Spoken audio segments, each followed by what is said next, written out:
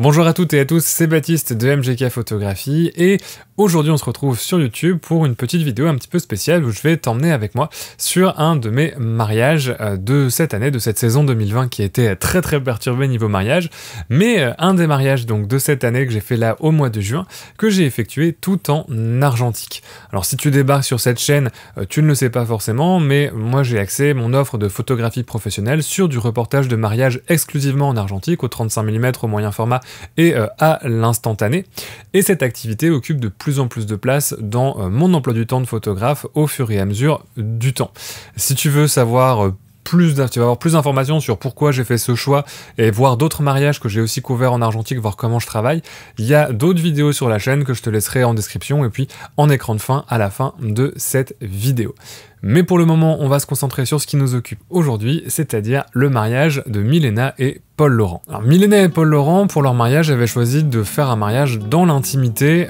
ce qu'on appellerait dans le jargon de mariage anglo-saxon un elopement, c'est-à-dire une fugue amoureuse. En gros, l'idée c'est une journée avec les mariés, quelques amis, juste les témoins, éventuellement quelques membres de la famille, mais c'est vraiment un comité très restreint. En général, on est sous les 15 personnes, et choisir une destination, on va se marier un petit peu, pas en cachette. Alors traditionnellement, l'elopement, c'est quand on s'enfuit de sa famille pour aller se marier en cachette avec son amant dans la forêt. Dans le terme aujourd'hui marketing de mariage, ça désigne plus le mariage intimiste en petit comité, généralement dans une destination un petit peu romantique ou un petit peu d'évasion. Il y a ce côté un petit peu fugue et évasion. Alors de mon côté, c'était la première fois que je couvrais ce type de journée, qui en plus, étant donné qu'on est en pleine période de Covid-19, etc., bon, ça marche plutôt bien d'avoir des mariages avec un petit peu moins de personnes, mais moi c'était la première fois que je couvrais ce type de journée très intimiste avec un comité assez restreint. Et j'étais un petit peu tendu, on va dire, au départ, puisque en termes de rythme et d'organisation, c'est une journée qui va être assez différente quand on est dans un mariage plus classique. C'est vraiment un rythme particulier, et là, forcément, on est sur une journée qui va avoir un déroulement un petit peu différent. Et comme c'était la première fois que je couvrais ça, je savais pas trop comment ça allait se passer. Niveau matériel, j'ai emporté avec moi mes deux boîtiers 35 mm, un Canon EOS 3 et un Canon EOS 5, qui sont le matériel que j'utilise le plus souvent dans mes reportages de mariage, et j'ai trois optiques avec ça, un 35 mm de 8, un 85 1.8 et un 24-70 f4. Pour la première fois, j'avais également dans mon sac mon Pentax 6x7.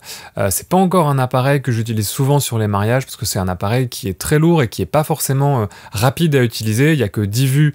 par rouleau de film 120, donc il faut le recharger souvent. C'est pas l'appareil le plus pratique pour faire des photos rapidement, mais comme cette journée était plus lente, c'était l'occasion aussi d'utiliser un appareil un petit peu moins ergonomique, un petit peu moins facile et rapide d'utilisation que le Mamiya 645 que j'utilise d'habitude, mais dans l'idée d'avoir des photos de bien meilleure qualité en termes de résolution, de profondeur de champ. Le format 6x7, c'est quand même un format qui est très qualitatif en termes d'image, et c'était l'idée de tester ça, voir ce que ça allait rendre sur un mariage, bien évidemment avec l'accord des mariés.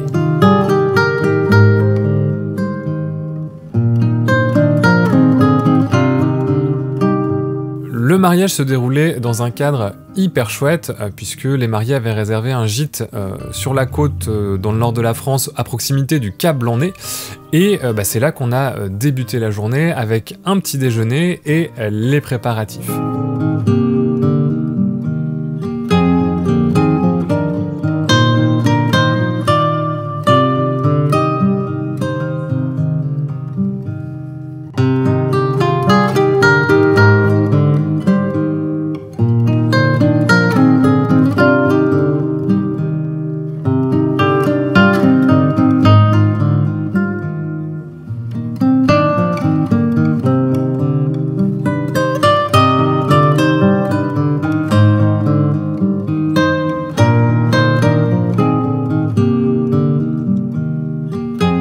De mon côté, ça faisait assez longtemps que j'avais pas couvert de préparatifs, j'ai pas eu l'occasion d'en couvrir l'année dernière, dans la saison dernière, et je dois dire que ça me manquait, puisque j'aime beaucoup commencer la journée avec les mariés, dans une ambiance qui est souvent plus détendue, plus intime aussi que le reste de la journée. C'est surtout le cas dans des grands mariages avec beaucoup de décorum, et pour moi c'est vraiment le moment parfait pour capturer des photos qui sont plus proches, plus intimes, plus simples, qu'une fois qu'il y a le décorum, la robe, le costume, etc., les fleurs.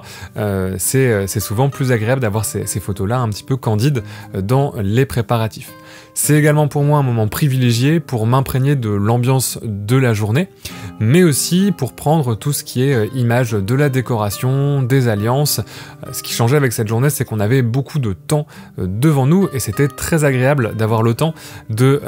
mettre en place ces différents éléments, de faire des petites mises en scène, puisque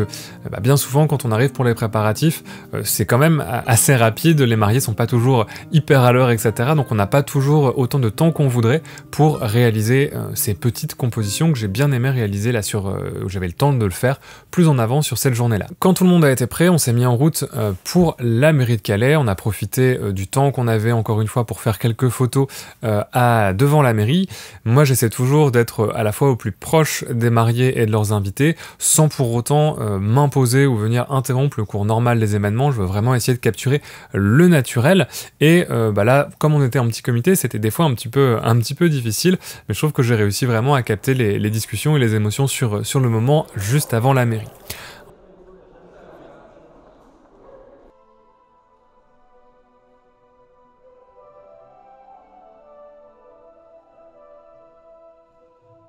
Comme c'est souvent le cas dans des vieilles mairies, il y a souvent les fenêtres que d'un côté, c'est pas forcément très bien éclairé,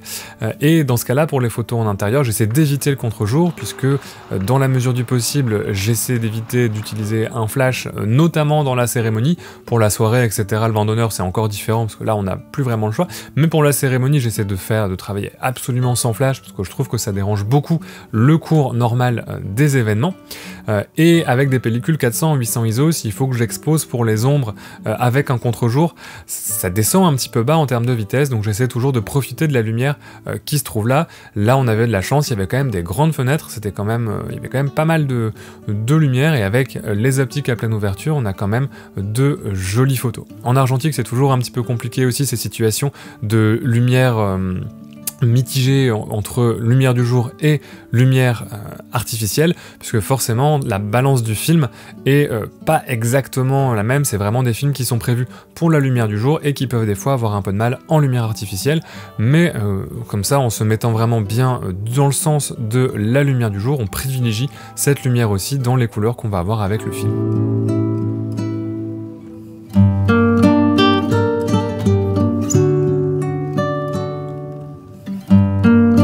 Après la mairie et quelques photos de groupe, c'est le moment le plus excitant de la journée pour moi, puisque c'est la séance de couple au Cap Blanc-Nez. La météo était vraiment parfaite, il y avait du soleil, mais c'était légèrement voilé, et comme on était sur le soleil de 13-14 heures, j'avais peur qu'il y ait des contrastes très forts, et là, avec ce petit voile nuageux, on avait vraiment quelque chose de parfait en termes de lumière diffuse, et on voulait profiter de l'environnement pour des images uniques au format 6:7, puisqu'en général dans une journée classique, les mariés ont peu de temps à accorder à la séance de couple, puisque souvent on la cale entre le vin d'honneur et le repas, juste à la fin de la journée, au moment où le soleil se couche, ou alors après le repas, si vraiment c'est des mariages d'été, pour vraiment avoir la plus jolie lumière possible. Là, c'était un petit peu compliqué en termes d'organisation pour faire ça à la fin de journée, même si ça aurait été effectivement un très bon moment pour ça. Mais là, on avait le temps qu'on avait, et malgré tout, on avait beaucoup de temps pour faire ces photos, et c'est ce qui m'a permis de travailler aussi avec un appareil comme le Pentax 6.7, puisque, je l'ai dit au début, c'est un peu moins rapide que d'autres systèmes, on prend moins de photos sur un seul rouleau, et le rechargement prend pas mal de temps. Alors personnellement, moi ça me dérange pas trop, en argentique c'est quelque chose qu'il faut aussi embrasser quand on fait ça, le temps où on va recharger l'appareil photo, surtout sur des appareils photo moyen format, mais je trouve qu'il y a un rythme particulier dans les séances, où on va alterner prise de vue et moments où on va recharger l'appareil photo. Alors selon le couple, moi j'ai tendance soit à me mettre en retrait, les laisser discuter entre eux, ça fait aussi ressurgir certaines émotions qu'on va essayer de saisir quand on a ensuite l'appareil photo, ou au contraire d'engager la conversation avec eux et de rester actif dans la séance. Ça va vraiment dépendre de l'ambiance de la séance, de comment le couple est à l'aise ou pas face à l'appareil photo, mais je trouve qu'il y a un côté intéressant dans ce rythme. C'est assez différent d'une séance en numérique où on va plus avoir tendance à enchaîner les pauses et à déclencher, ça va être peut-être plus dans l'efficacité, même si on va échanger avec les mariés, qu'il y a d'autres manières de faire. Le réflexe en numérique, il est peut-être, comme en argentique, on a ce temps de pause obligatoire, il y a un rythme différent qui s'installe, qui est plus posé, et je trouve plus tranquille sur certains aspects de la séance de couple. Super. Bougez pas. Pardon. Excuse-moi. Super. On essaie de retourner peut-être un peu plus haut. Oui, et puis avec les autres. Avec les autres, ça marche. Parfait. Je pense que en remontant un peu sur la crête là, Ouais. pour avoir un peu de la mer aussi derrière, il y a des points de vue sympathiques. Après la séance, on est de retour au gîte pour le repas. Encore une fois, l'ambiance est très différente d'un mariage classique puisque je suis installé à table avec les invités, ce qui est assez rare normalement, et j'essaye de capturer l'intimité du moment en me mettant au même niveau que les invités, en me mettant vraiment comme si j'étais invité et que je photographiais des amis que je connaissais depuis hyper longtemps, sauf que c'est des gens que j'ai rencontrés le matin même, donc c'est toujours un petit peu étrange de trouver sa place,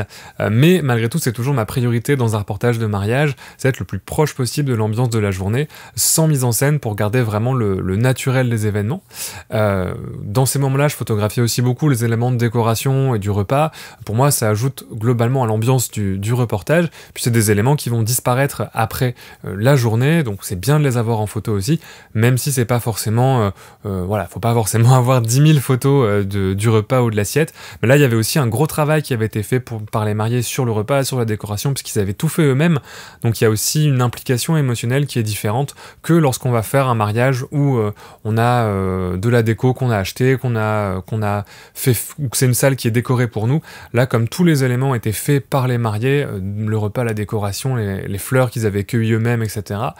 forcément, il y a aussi une implication émotionnelle qu'on va retrouver dans les photos et qui va participer à l'ambiance aussi du reportage. Et c'est quelque chose qui est très important pour moi aussi, c'est de m'adapter à chaque mariage, identifier rapidement ce qui sont les points clés et les points importants pour les mariés dans les photos qu'ils vont vouloir retrouver après dans la galerie d'images. En fin de journée, subitement, on a eu un brouillard qui est arrivé, qui a donné une autre lumière vraiment démentielle, puisqu'on avait vraiment une lumière très filtrée, très diffuse, ce qui fait qu'on a profité de ce moment-là pour faire quelques autres photos au Pentax 6.7 et au 35 mm dans les champs qui entouraient le gîte et dans l'endroit qui entourait le gîte qui était aussi magnifique, et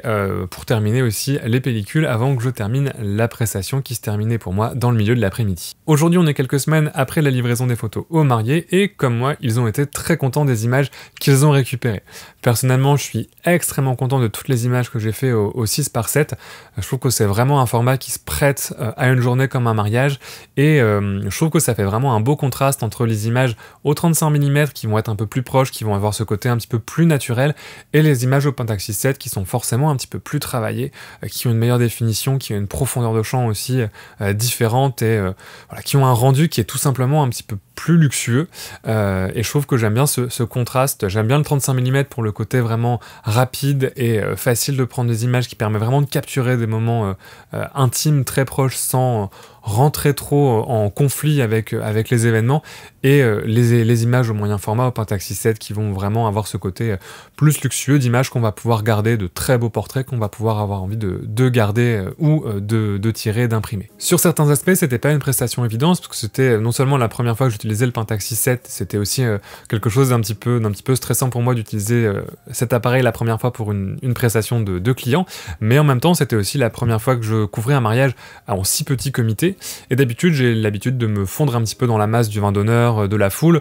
pour capturer des moments un petit peu intimes, capturer des portraits volés, etc. Là, c'était pas possible. Il y avait aussi beaucoup de fois où je participais à la conversation avec les invités, etc. Parce qu'on est à table à 10 personnes, donc forcément on participe à la conversation. Et c'était pas toujours évident de trouver la bonne distance et de pouvoir à la fois faire des photos et en même temps ne pas paraître impoli et rester professionnel dans les échanges que j'avais avec les invités et avec les mariés, tout sans pour autant être là comme un invité, puisque malgré tout je n'étais pas un invité, et même si j'étais assis et que j'ai mangé la même chose et que j'ai participé à la journée de la même manière qu'un invité, j'avais un travail à faire, et c'est vrai que trouver cette distance n'était pas évidente, mais d'un autre côté j'ai vraiment aimé le fait d'avoir ce rapprochement avec les invités. On pouvait aussi plus facilement saisir l'ambiance de la journée, la personnalité des différentes personnes et les liens qui unissaient ces différentes personnes, que dans un mariage où il y a plus de monde, on peut pas forcément échanger avec tout le monde et commencer à lier des connaissances avec chacun,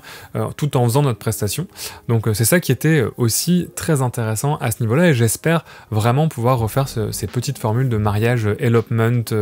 fugue amoureuse, mariage intimiste. Ça va très certainement se développer avec le contexte sanitaire actuel, mais c'est vraiment une prestation que j'ai énormément appréciée d'un point de vue personnel. Pour ce qui est de l'utilisation du Pentax 6.7 sur un mariage, malgré des contraintes de poids et de rapidité d'exécution des photos et de rechargement, etc., je trouve que les images sont vraiment démentiel, et c'est vraiment un vrai plus de pouvoir utiliser ça sur un mariage. Et à l'avenir, j'aimerais vraiment pouvoir faire des mariages uniquement en moyen format avec du 6.4.5 et du 6:7.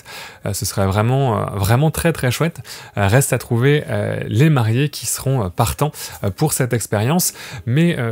je vais y arriver. Je trouve que c'est vraiment pouvoir travailler en moyen format en argentique, c'est vraiment quelque chose de plus par rapport à un travail en numérique. Ça apporte vraiment quelque chose aux images, et je pense que c'est là que se trouve le vrai avantage de la photographie argentique par rapport à ce qu'on peut faire sur de la photographie, de la prestation en numérique. Voilà, j'espère que cette petite vidéo récit de mariage t'aura plu. N'hésite pas à me dire ce que t'en as pensé dans les commentaires, et si tu veux revoir les images ou voir plus d'images, tu peux les retrouver sur mon site. Il y aura le lien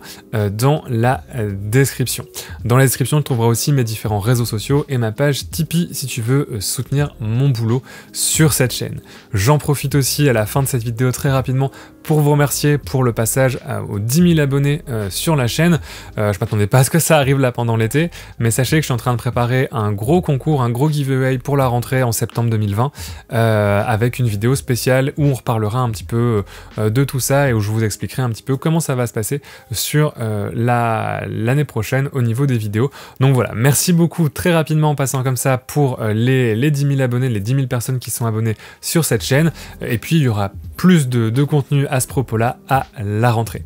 Moi je te dis à la prochaine, et d'ici là, bonne photo!